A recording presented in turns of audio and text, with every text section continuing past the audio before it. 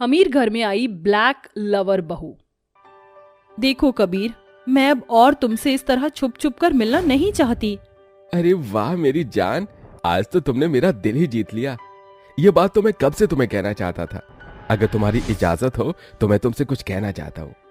तुम्हें कुछ कहने के लिए मुझसे पूछने की जरूरत नहीं है, जो कहना चाहते हो कह सकते हो। श्वेता के ऐसा कहते ही कबीर अपने पास से एक अंगूठी निकालकर उसको प्रपोज करना शुरू कर देता है। मैं तुम्हें शुरू से प्यार करता आया हूँ और मैं चाहता हूँ कि मैं आगे भी तुम्हें ही प्यार करता रहूंगा। क्या तुम मेरे आगे के जीवन में मेरी अर्धांगिनी बनकर रहना चाहोगी? जैसे मुझे ब्लैक कलर से प्यार है, वैसे ही मुझे तुमसे भी बहुत प्यार है और मैं तुम्हारी अर्धांगिनी बनने के लिए तैयार हूँ। अब तुम अपनी मॉम को मेरे घर रिश्ता लेकर भेज सकते हो। ये सुनते ही कबीर खुशी से पागल हो जाता है और वो श्वेता को गले से लगा लेता है। अगले ही दिन वो अपनी माँ पूनम को श्वेता की माँ से मिलने उनके घर भेज देता है। देखिए, मेरी बेटी बहुत समझदार और सुलझी हुई है, बस थोड़ी सी जिद्दी है, लेकिन दिल की बहुत अच्छी है। अरे पूनम बहन, तुम्हारे संस्कार देखते ही समझ आ रहा है कि तुम्हारी बेटी कैसी होगी। हमें ये रिश्ता मंजूर है। अरे वाह बहन, तुमने तो ये बोलकर मेरा दिल खुश कर दिया। लो अपना मुंह मीठा करो। सावित्री अपने हाथों से अपनी होने वाली समधन का मुंह मीठा करती है, जिसके बाद से रिश्ते की बात आगे बढ़नी शुरू हो जाती है और इसी के चलते वो अपनी बेटी की शादी के लिए लहंगा खरीदने चली जाती है। अरे वाह, ये लहंगा अच्छा है, लेकिन मुझे इससे भी अच्छा लहंगा चाहिए अपनी बेटी के लिए। भाई साहब, आपकी दुकान में जो सबसे अच्छा और महंगा लहंगा है वो मुझे दिखाओ। सावित्री के कहने के बाद दुकानदार और भी बढ़िया लहंगे अपनी दुकान से निकाल कर उसे दिखाता है। काफी देर बाद एक लाल जोड़े का लहंगा सावित्री को पसंद आता है और वो उसे खरीद कर अपने घर ले आती है और खुशी से अपनी बेटी को दिखाने उसके कमरे में जाती है। ये देखो बेटा, ये लहंगा कैसा लग रहा है तुम्हें? पूरी चांदनी चौक की मार्केट छान ली मैंने और बहुत ही मुश्किल से ये लाल जोड़ा मिला है जो सबसे हटके है। तुम बताओ तुम्हें कैसा लगा? छी छी छी छी छी, ये कैसा कलर है माँ? मेरी आंखों में चुभ रहा है ये कलर। मुझे ये बिल्कुल अच्छा नहीं लग रहा। मुझे अपनी शादी में ब्लैक कलर का लहंगा पहनना है। अरे बेटी, ये तुम कैसी बातें कर रही हो? देखो, कोई भी लड़की अपनी शादी में काला जोड़ा नहीं पहनती। अगर ऐसी बात है तो फिर अब तो मैं रिकॉर्ड तोड़ना चाहूंगी। वैसे भी आजकल काला रंग इतना प्यारा लगता है कि मैं आपको क्या ही बताऊं। माँ, मुझे तो ये सोचकर बहुत अच्छा लग रहा है कि जब मैं ब्लैक कलर पहनूंगी तो कितनी प्यारी लगूंगी। ओहो, तुम्हें मेरी बात समझ क्यों नहीं आती? तुम ब्लैक लहंगा नहीं पहन सकती। अपनी शादी में सब लोग हमारा मजाक उड़ाएंगे। बस माँ, बहुत हुआ। ये मेरी शादी है और अपनी शादी में मैं जो मर्जी पहन सकती हूँ, क्योंकि ये मेरी शादी है। और अगर मुझे तुम लोगों ने ब्लैक लहंगा पहनने नहीं दिया तो मैं ये शादी करूंगी ही नहीं। ये तुम कैसी बातें कर रही हो? एक लहंगे की वजह से तुम अपनी शादी ही तोड़ दोगी क्या? हाँ, ऐसा ही होगा। अब मेरी बात मानो, वरना ये शादी कभी नहीं होगी। ये मेरा आखिरी फैसला है। ना चाहते हुए भी सावित्री को अपनी बेटी की जिद के आगे झुकना पड़ता है। श्वेता ब्लैक कलर के पीछे पूरी तरह से पागल हो चुकी थी, जिसके चलते वो अपने लिए एक ब्लैक कलर का लहंगा लेने के लिए जाती है।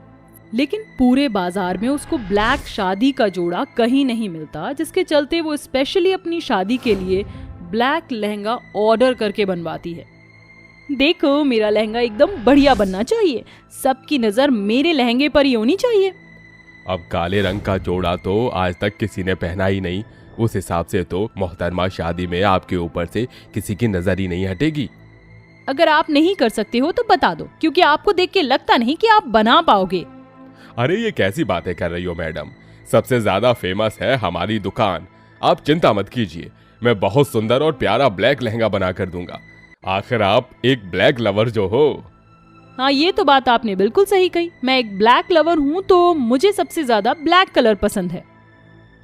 श्वेता खुशी खुशी अपनी शादी के लिए ब्लैक लहंगे का ऑर्डर देकर वहां से चली जाती है, जिसके बाद वो अपनी शादी की रस्मों में लग जाती है। उसने अपनी हर एक रस्म के लिए ब्लैक कपड़ों का ही कलेक्शन इकट्ठा किया था। जैसे हल्दी की रस्म, मेहंदी की रस्म, संगीत की भी रस्म में वो ब्लैक कलर ही पहनती है। यार श्वेता, तूने अभी तक सभी रस्मों में ब्लैक कलर ही पहना। अरे तूने शादी के लिए कौन सा कलर लिया है? अब तो तुम वो शादी में ही देख लेना।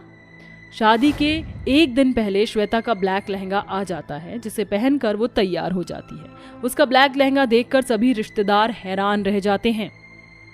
तुम्हारे इस ब्लैक लहंगे की वजह से सब लोग उल्टा सीधा बोल रहे हैं। बारात आने वाली है बेटी, लाल लहंगा पहन लो। सावित्री के कहने पर भी वो ब्लैक लहंगा ही पहनती है। वहीं दूसरी तरफ कबीर अपने माता पिता और रिश्तेदारों के साथ बारात लेकर श्वेता के घर आ जाता है और मंडप में जाकर बैठ जाता है। जैसे ही मंडप में श्वेता काला लहंगा पहनकर आती है तो सभी औरतें उसे देखकर कहने लगती हैं, हे भगवान, इतना बड़ा अपशगुन। और इस लड़की को जरा भी अंदाजा नहीं कि शादी के समय काला वस्त्र शरीर पर नहीं होना चाहिए। अरे बहन, तुम ही समझाओ अपनी होने वाली बहू को। हाँ, मैं समझाती हूँ। पूनम अपनी बहू के पास जाकर उससे कहती है, बहू ये सब क्या है? अपनी शादी के दिन कोई काला जोड़ा कैसे पहन सकता है? जाओ इसे बदलकर कोई लाल रंग के वस्त्र पहन कर आओ। ये सुनते ही श्वेता को गुस्सा आता है और वो गुस्से में कबीर से कहती है, अगर अब मुझ पर और रोक टोक की गई तो मैं अभी के अभी ये मंडप छोड़ के चली जाऊंगी। कबीर, अब देख लो, अगर तुम्हारी माँ को मेरे इस ब्लैक कलर के लहंगे से कोई दिक्कत नहीं है तो ही मैं ये शादी करूंगी। अरे शांत हो जाओ श्वेता, और माँ आप भी ना, क्या फर्क पड़ता है? जो है सब ठीक है। अब आप अपने बेटे का घर खराब मत करो। अपने बेटे की बात सुनकर पूनम कुछ नहीं कह पाती और चुपचाप एक कोने में खड़ी हो जाती है।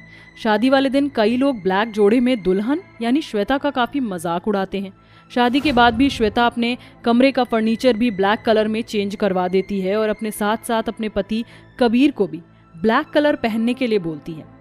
इसी दौरान वैलेंटाइंस डे आता है और कबीर श्वेता को घुमाने के लिए कहता है, चलो श्वेता, आज वैलेंटाइंस डे है, घूमने चलते हैं। ठीक है, तो आप ब्लैक कलर पहनो और मैं भी ब्लैक ड्रेस पहनकर तैयार हो जाती हूँ। कबीर उसकी बात मान लेता है और ब्लैक कॉम्बिनेशन में कपड़े पहनकर वो घूमने निकल जाते हैं। लेकिन वहां पर सभी ने लाल, गुलाबी, सफेद कपड़े पहने होते हैं। श्वेता को काले रंग की ड्रेस में देखकर वहां घूम रहे सभी कपल उस पर हंस रहे होते हैं, जिसके चलते श्वेता को बहुत अजीब लगता है। ये लोग बिल्कुल एंजल की तरह लग रहे हैं और हम लोग बिल्कुल डेविल की तरह। ये सभी लड़कियां इन कलर में बहुत प्यारी लग रही हैं। हमें भी ऐसे ही कपड़े पहनने चाहिए थे। उस समय श्वेता को महसूस होता है कि हर एक रंग का अपना एक मूल्य होता है। वो कबीर के साथ एक शोरूम में जाकर रंगीन कपड़े खरीदती है और उन्हें पहनकर कबीर के साथ वैलेंटाइन को सेलिब्रेट करती है। उस दिन के बाद वो अपने पति के ऊपर अपनी पसंद थोपना छोड़ देती है और सबके साथ कलरफुल लाइफ खुशी खुशी जीने लगती है। आर्यन एक गुंडे जैसा लड़का था जो सिर्फ मारपीट करना जानता था। बाजार में एक चोर एक औरत का पर्स लेकर भागता है। ये देखकर आर्यन उस चोर को पकड़कर बहुत मारता है। साले, तेरी हिम्मत कैसे हुई? पर्स चुराएगा तू? आज तो तेरी गर्दन गई। मैं क्या छोड़ दूंगा फिर तुझे? साले, कॉलर से हाथ हटा। नहीं हटाऊंगा। बोल क्या करेगा? अब तू मेरे को जानता नहीं है, मैं इस एरिया का गुंडा हूँ, गुंडा। साले, चाकू से घोप दूंगा। अरे अरे, मारम पिट्टी हो रही है। अरे कोई पुलिस को बुलाओ, देखो। ए शेमड़े, मेरे को चाकू क्या दिखा रहा है? मैं डरता नहीं हूँ। आर्यन चोर की बात सुन उसे चाकू दिखाता है। इतने में पुलिस आकर चोर को छोड़ देती है, उल्टा आर्यन को पकड़ लेती है, क्योंकि वो गुंडा भी था। पहले भी एक बार वो जेल जा चुका था और दूसरी बार उसके हाथ में चाकू देखकर जेल में डाल देते हैं। जैसे ही आर्यन की अमीर माँ सरोजिनी को पता चलता है, वो वकील के साथ पैसे लिए पुलिस स्टेशन पहुंचती है और पुलिस वालों से बात करती है। इंस्पेक्टर साहब, मेरे बेटे को छोड़ दीजिए, माफ कर दीजिए इसे। इसकी कोई गलती नहीं है। वैसे इसने एक औरत का पर्स बचाया था। आपने उस चोर को तो पकड़ा नहीं, बार बार मेरे बेटे को पकड़ लेते हो। वो मैं आपकी बात मानता हूँ, पर जरा अपने बेटे को देखिए, कितना गुंडा बनकर घूमता है, चाकू भी रखता है, और शक्ल देखिए इसकी। अरे हम पुलिस वाले किस लिए बैठे हैं, हमें नहीं बता सकता? जो ये हीरो बनने निकल जाता है। अरे जरा इसकी शादी करवा दो, पत्नी और बच्चों की जिम्मेदारी आएगी तो सुधर जाएगा। ये सब करना छोड़ देगा। अगली बार से मैं माफ नहीं करूंगा। पक्का पक्का इंस्पेक्टर साहब, अब की बार ऐसा कुछ भी नहीं होगा, मैं आपको गारंटी देती हूँ। माँ, क्यों इनके सामने हाथ जोड़ रही हो? देखिए आपका बेटा कैसे बोल रहा है। पिछली बार के डंडे की मार भूल गया है क्या? याद दिलाऊं? अरे बस कीजिए इंस्पेक्टर साहब, आप बेल के कागज पर साइन कर दीजिए। फिर सरोजनी की बात सुन पुलिस और वकील आपस में बात कर लेते हैं और सरोजनी आर्यन को घर ले जाती है। उसे अपने बेटे की काफी चिंता थी, इसलिए वो कुछ दिन बाद पंडित जी के पास जाकर कहती है, अरे पंडित जी, आप मेरे लड़के के लिए कोई लड़की बताइए ना, मैं कब से आपसे शादी की बात कर रही हूँ। अरे कैसे बताऊं, आपके लड़के के कोई गुण भी है? पूरा का पूरा तो गुंडा है। क्या शक्ल दिखाऊं इसकी? जिसको दिखाया है। कोई भी लड़की वाले आपके बेटे की शक्ल देखकर उससे शादी नहीं करना चाहते हैं। मेरी नजर में एक लड़की है जिसकी अभी तक शादी नहीं हुई है, उसके लिए भी कोई रिश्ता नहीं मिल रहा। दरअसल वो लड़की काली है और थोड़ा लंगड़ा कर चलती है। वैसे तो ठीक है और संस्कारी भी है। बोलो तो बात चलाऊं? अब जब कुछ मिल ही नहीं रहा तो उसी लड़की से शादी करवा दीजिए। ठीक है, तो मैं बात करता हूँ। फिर पंडित उस काली लड़की पायल के घर वालों से आर्यन की बात करते हैं। अब वो एक अमीर परिवार से था और पायल से शादी करना चाहता था। ये सुनकर पायल के माता पिता तैयार हो जाते हैं और अगले महीने की दोनों की शादी धूमधाम से हो जाती है, जहाँ सास पायल का गृह प्रवेश करवाती है। उसके लंगड़ाते हुए कदम रखने से जेठानी पाखी हंसकर कहती है, OMG माँ जी, ये तो आप हिलता डुलता लंगड़ाता हुआ पीस ले आई हैं। I mean देवरानी लाई हैं देवर जी के लिए, और वो भी काली। चिंता मत करो, मैं तुम्हें मुंह दिखाई में फेयर एंड लवली दे दूंगी, कुछ हद तक तो चमक ही जाओगी। अब क्या करूं, तेरे देवर की किस्मत ही इतनी खराब है कि ये कल्लो माई आनी लिखी थी। सही है, गरीब काली लंगड़ी बहू को अच्छा खासा पति, अमीर ससुराल और हम जैसे लोग मिल गए। ये तो आपने बिल्कुल ठीक कहा जेठानी जी, मैंने सोचा ही नहीं था मुझे इतना अच्छा ससुराल मिलेगा। माँ मुझे गुस्सा आ रहा है, ये सब बाद में कर लेना, मुझे सोना है अब। हाँ, समय बहुत हो गया है, जाओ आराम करो सब। फिर सब अपने कमरे में चले जाते हैं और पायल भी लंगड़ाते हुए धीरे धीरे चली जाती है। अगले दिन वो सर्वगुण संपन्न बहू की तरह रसोई के काम संभालती है। उसे देखकर खड़ूस सास बोलती है, ओहो कल्लो माई, अपनी एक टांग पर काम कर लोगी या ऐसे लंगड़ाते लंगड़ाते 2-4 घंटे लगा दोगी? माँ जी आप फिक्र मत कीजिए, मैंने सारा खाना तैयार कर लिया है, बस आपको बुलाने ही आ रही थी मैं। अरे वाह, तूने तो लंगड़ाते हुए भी सारा काम टाइम पर कर लिया, अच्छा है। फिर सब पायल के बने हाथ का खाना खाते हैं। उसमें भी जेठानी नुक्स निकाल देती है। वक्त गुजरता है, पाखी और सरोजनी काली बहू से बहुत चिढ़ते थे और क्योंकि वो लंगड़ी थी तो उसका मजाक भी बनाते थे। पायल को बहुत बुरा लगता था, लेकिन वो पलटकर किसी को कुछ भी नहीं कहती थी। वहीं धीरे धीरे वो आर्यन से भी बात करने की कोशिश करती है, लेकिन आर्यन उसे दूर कर दिया करता था। ऐसे ही एक दिन आर्यन कपड़े बदलता है तो उसके पास से चाकू गिरता है। आर्यन जी, ये सब आप छोड़ दीजिए, अच्छा नहीं लगता। देखिए आईने में खुद को, आप कितने डरावने लगते हैं। कोई 5 साल का बच्चा आपके पास जाने में डर जाएगा। प्लीज खुद को बदल दीजिए। तुम होती कौन हो मुझे ये सब कहने वाली? आपकी पत्नी हूँ। देखिए मैं जानती हूँ आप परेशान रहते हैं आपके इस गुंडे वाली पर्सनालिटी की वजह से। आपसे कोई ठीक से मिलकर बात भी नहीं करता है। कहीं ना कहीं मेरे साथ भी यही सब होता है। मेरे काले रंग रूप की वजह से मुझे कोई पसंद नहीं करता, बात भी नहीं करता। मैं चाहती हूँ हम दोनों एक दूसरे का सहारा बने। आप कोशिश करेंगे? हाँ करूँगा।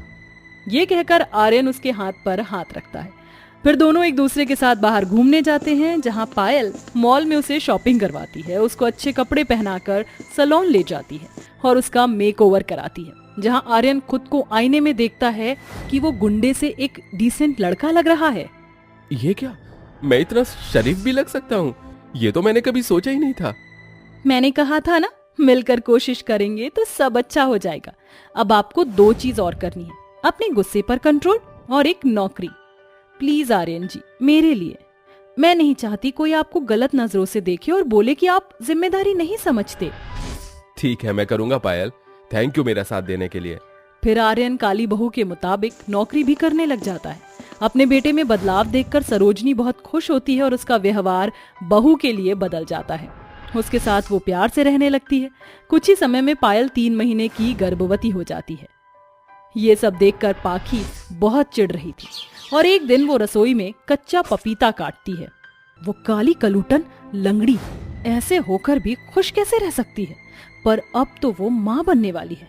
माँ जी भी उससे प्यार करती है। देवर जी के हाव भाव बदल दिए। उसे और खुश नहीं होने दूंगी।